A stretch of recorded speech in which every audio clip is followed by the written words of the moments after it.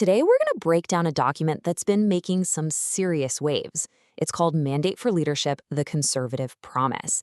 And at nearly 900 pages, it's a beast. But this isn't just some collection of think tank ideas. It's designed to be an actual, honest-to-goodness blueprint for how a potential conservative administration could get to work from the moment they walk in the door. Right out of the gate, the document does something really interesting. It draws a straight line from today back to the late 1970s, framing our current time as another one of those historic low points for the country. Now, why do that? It creates this powerful sense of crisis, which then becomes the justification for all the massive changes it proposes. The message is pretty clear. A bold new direction isn't just a good idea, it's an absolute necessity. So, what's the whole point of this thing? Well, you can think of it as a super detailed playbook. It's like a day one navigation system for a new president, designed to let them start rolling out a conservative agenda immediately across every single part of the federal government.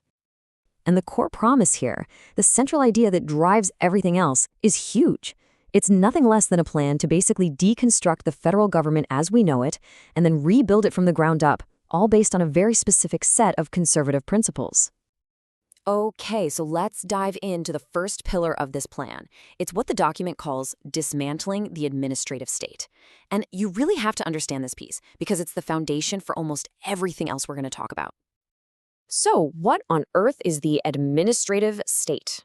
Well, the way it's defined in this document, it's that huge network of unelected career government officials, the people working in all the federal agencies. The argument being made is that this group has grown into a kind of unofficial fourth branch of government, one that holds a ton of power through rules and regulations, but isn't directly accountable to the voters. So how would they actually do it? The playbook lays out a pretty clear four-step process. You've got shrinking the agencies, changing performance reviews to make sure career staff are in line with the administration's goals, limiting the power of public sector unions, and the big one, dramatically increasing the direct oversight that the president's political team has over the career staff. The goal of all this is to shift the balance of power. All right, moving on to pillar number 2.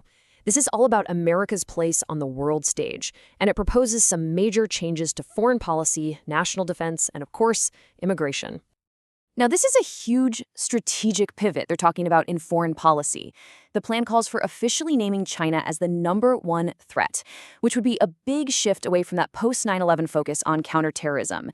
It also calls for a totally new relationship with our allies, basically telling them they need to step up and carry more of their own weight on defense.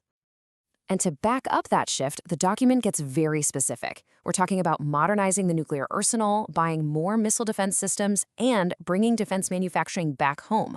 It also proposes changes to military personnel policy, including getting rid of exceptions that allow people with certain conditions, like gender dysphoria, to serve in the armed forces. Now, when it comes to immigration, the plan details some really significant and, frankly, aggressive changes. The main idea here is pretty straightforward. Ramp up enforcement at the border as much as possible, while at the same time shutting down many of the ways people can currently enter the country. And the proposals are incredibly specific. We're talking about filling every single available detention space and getting rid of humanitarian parole for most people crossing the border. But one of the biggest proposals would give the head of Homeland Security the power to just waive existing laws if they decide it's necessary to stop a mass migration. The plan even reaches into domestic policy, proposing to cut off federal student loans for students at colleges that give in-state tuition to undocumented immigrants. Okay, pillar number 3, and this one is a biggie. It's a massive plan to realign domestic policy. I mean, it would touch pretty much every major part of the federal government you can think of. Education, energy, health and human services, you name it. So let's start with education. The document points to a really specific problem to justify its reforms, an 8-point drop in 8th grade math scores. This was the biggest decline on the National Assessment of Educational Progress since the test started way back in 1990, and it's presented as proof positive that the current system is broken. So what's the solution on the table? It's a whole mix of things.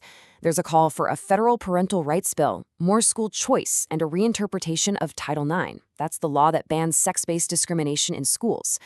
The plan wants to define sex strictly as biological sex at birth. It also aims to ban schools from teaching concepts like disparate impact. That's the idea that a policy can be discriminatory in its effect, even if that wasn't the original intent. Okay, now let's look at the Department of Health and Human Services, or HHS. The plan here calls for a huge philosophical shift. It wants to move the department's focus away from things it labels gender ideology and LGBTQ plus equity, and instead center its entire mission on protecting life from conception and promoting the traditional nuclear family. And the specific proposals are meant to completely reorient the department. They include things like reversing the FDA's approval of abortion pills, scrubbing terms like gender from all agency documents, and boosting conscience rights for medical professionals who don't want to perform certain procedures for moral or religious reasons. The plan would also change welfare policies to specifically encourage the involvement of married fathers. Now, for energy and the environment, this document lays out a path that is, a complete 180 from recent policy. The core idea is to put fossil fuel production front and center, while at the same time dramatically shrinking the federal government's role in fighting climate change. And here's how they propose to do it. Shift the Department of Energy's focus away from carbon capture and onto just maximizing fossil fuel production.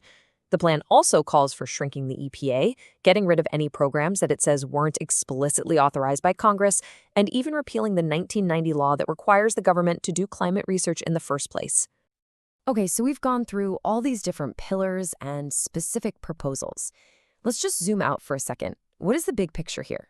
What's the ultimate goal that this entire massive document is trying to get to? When you boil it all down, the stated aim is pretty straightforward: to engineer a massive reduction in the size, the scope, and the power of the federal government. The whole philosophy is that if you can shrink Washington's influence, that power will naturally flow back to individuals, to families, and to local communities. And this quote from the introduction really kind of sums up the whole philosophy they're putting forward. The argument being made is that a smaller government isn't just the goal in and of itself. Instead, it's the thing you absolutely need to create a society where people are freer and can live more successful, more fulfilling lives. So in the end, this document is so much more than just a list of policies. It's a complete vision for a fundamentally different America. It's a blueprint for redesigning the entire relationship between a citizen and the government itself. And that leaves us with a pretty critical question to think about. What would putting this plan into action really mean for the country?